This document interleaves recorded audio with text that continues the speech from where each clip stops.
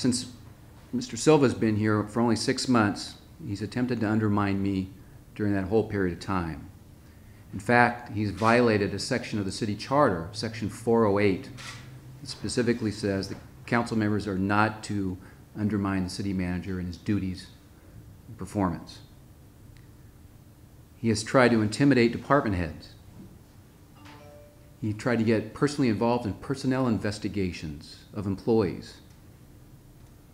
He has offered my job to 2 different people. There was only one problem with that. I'm still here.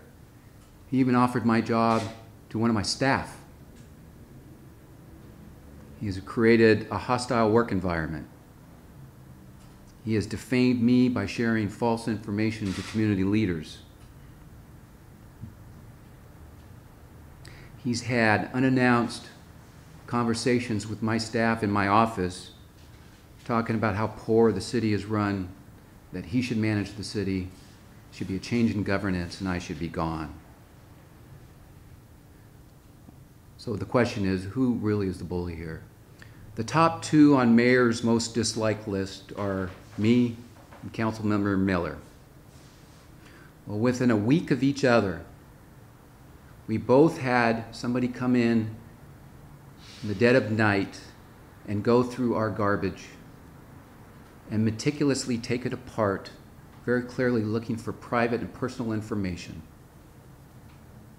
It wasn't a recycle person. Didn't happen to my neighbor on the left.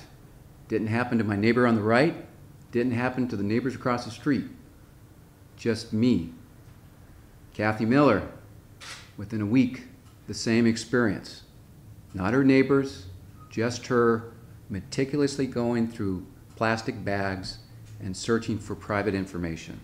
I shared with him that your desire has been for me to leave.